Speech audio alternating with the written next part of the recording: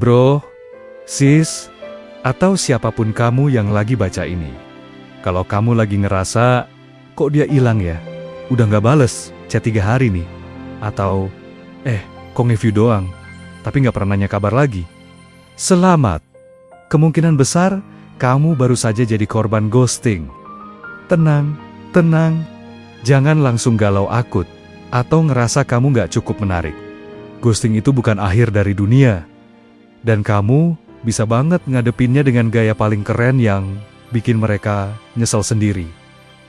Yuk, simak cara gokil nan, elegan hadapi ghosting ala generasi waras.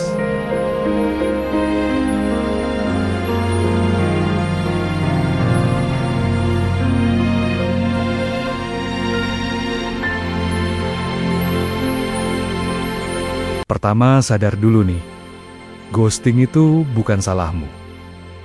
Yang pertama, dan paling penting, ghosting itu bukan refleksi dari nilai dirimu.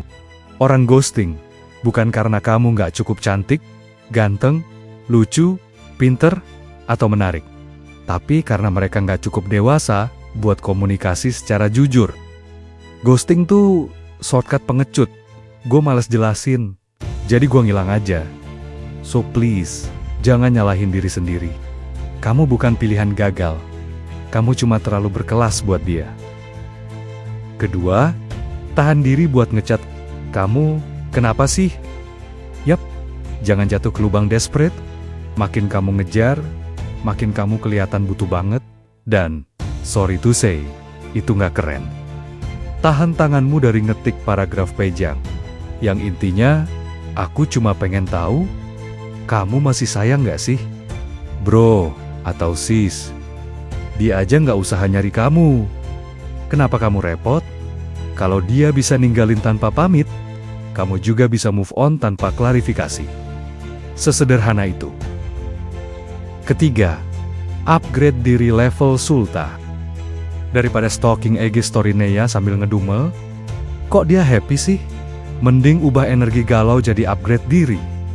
Luangkan waktu buat pergi healing ke tempat seru, meski cuma nongkrong di kafe sendirian, potong rambut, ganti gaya, tampil fresh, ikut kelas online, belajar hal baru, atau nge-gym.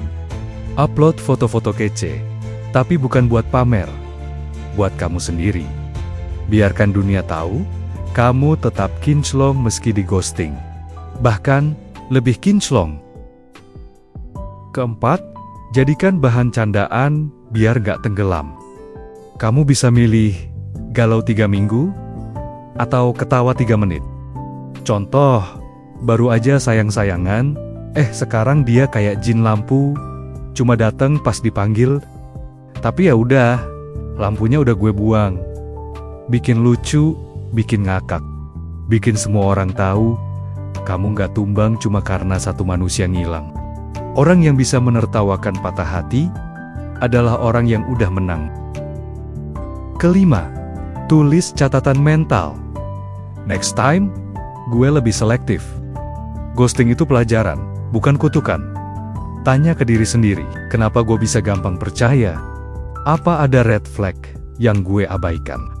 Apakah dia emang dari awal cuma butuh teman ngobrol sesaat? Next time, kamu lebih jeli, lebih bijak, lebih edgy. Bukan trauma, tapi pinter milih. Gitu loh. Keenam, ngobrol sama support system, bukan sama si tukang ghost. Daripada curhat ke orang yang ngilang, curhat ke teman kamu yang lucu, waras, dan bisa kasih insight. Temen yang bakal jawab, halah, paling juga dia ghosting, karena takut saingan sama kamu yang makin glowing. Kadang yang kita butuh bukan jawaban, tapi pelukan, tawa, dan es kopi susu. Ketujuh, move on. Bukan karena terpaksa, tapi karena emang bisa. Ini momen kamu bilang, thank you, next.